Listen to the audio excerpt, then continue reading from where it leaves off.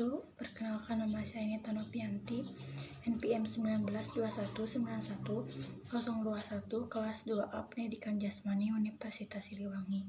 Di sini saya akan memaparkan materi tentang hakikat belajar dalam mata kuliah teori belajar mengajar motorik. Langsung saja ke pembahasan yang pertama, yaitu tentang pengertian belajar gerak. Belajar gerak atau motorik pada prinsipnya tidak jauh berbeda dengan pengertian belajar secara umum. Ada beberapa penjelasan belajar motorik menurut para ahli.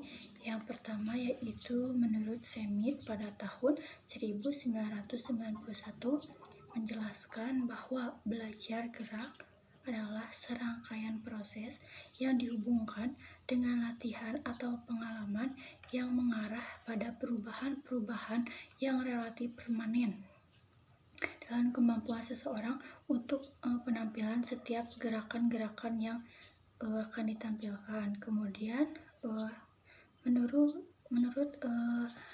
Oxendine pada tahun 1984 yaitu belajar motorik adalah suatu proses perubahan perilaku gerak yang relatif permanen sebagai hasil dari latihan dan pengalaman.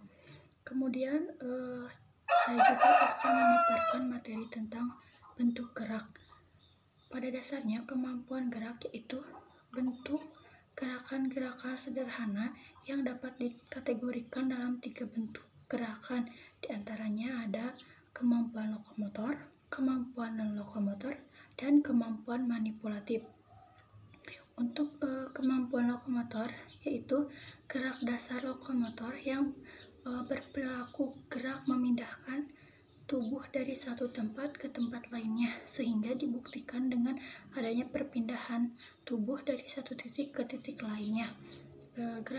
Gerakan-gerakan seperti yang sifatnya alamiah seperti merangkak, berjalan, berlari, melompat, hingga gerakan-gerakan yang khusus seperti meroda, mengguling ke depan, hingga handspring dan back handspring. Kemudian ada kemampuan non-lokomotor. Kemampuan non-lokomotor diartikan sebagai perilaku gerak anggota tubuh yang mengitari porosnya, perilaku tetap pada tempatnya dan tidak berpindah tempat. Kemampuan non-lokomotor terdiri dari contohnya itu seperti menekuk, merangkak, mendorong, menarik, mengangkat, menurunkan, melipat dan memutar, terus melingkar, melambung, dan lain sebagainya. Kemudian ada kemampuan manipulatif. Untuk gerak dasar manipulatif adalah gerakan memanipulasi atau memindahkan objek dari satu tangan atau kaki ke bagian tubuh lainnya, seperti melempar, menangkap, menendang, memukul, dan gerakan lain yang berkaitan dengan lemparan atau tangkapan sendiri. Kemampuan manipulatif juga dikembangkan ketika anak tengah menguasai macam-macam objek.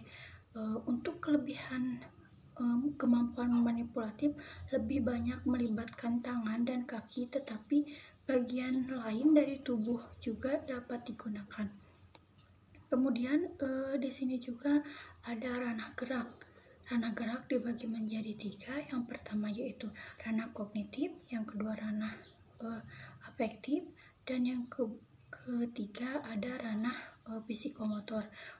Yang pertama yaitu ada ranah kognitif.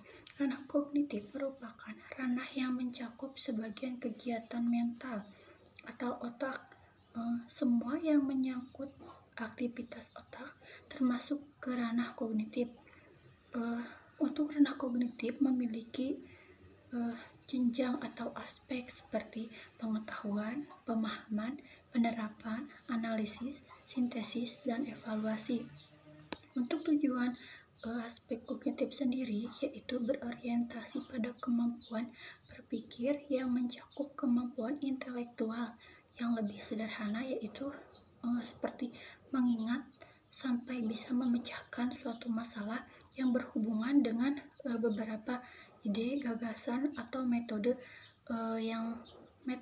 prosedur yang sudah dipelajari untuk bisa dipecahkan masalahnya. Kemudian ada ranah afektif. Untuk ranah afektif merupakan ranah yang berkaitan dengan sikap dan nilai yang berbeda-beda. Ranah afektif mencakup watak perilaku seperti perasaan, minat, sikap, emosi, dan nilai masing-masing setiap individu. Beberapa pakar atau ahli mengatakan bahwa sikap seseorang dapat diramalkan perubahannya bila seseorang memiliki kekuasaan kognitif yang tinggi. Ciri-ciri dari hasil belajar afektif sendiri yaitu akan tampak pada peserta didik dalam berbagai tingkah laku. Untuk ranah afektif terbagi menjadi lebih rinci, yaitu ke dalam jenjang-jenjang seperti jenjang menerima atau memperhatikan, ada jenjang responding atau menanggapi, ada menilai atau menghargai, kemudian ada mengatur atau mengorganisasi, kemudian ada karakteristik dengan suatu nilai atau kompleks nilai tersebut. Kemudian ada ranah psikomotor. Ranah psikomotor merupakan ranah yang erat berkaitan dengan keterampilan atau skill sendiri.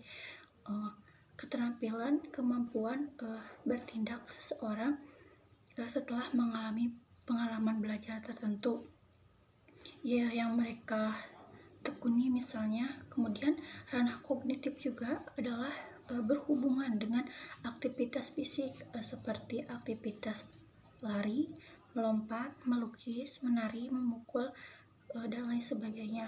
Untuk hasil dari belajar psikomotor atau keterampilan ini dapat diukur melalui pengamatan langsung, penilaian tingkah laku peserta didik selama proses pembelajaran praktek berlangsung. Kemudian ada sesudah mengikuti pembelajaran ini berarti dengan memberikannya tes kepada peserta didik untuk mengukur pengetahuan, keterampilan, dan sikapnya sendiri. Mungkin itu saja yang bisa saya sampaikan. Mohon maaf bila ada kesalahan. Terima kasih. Wassalamualaikum warahmatullahi wabarakatuh.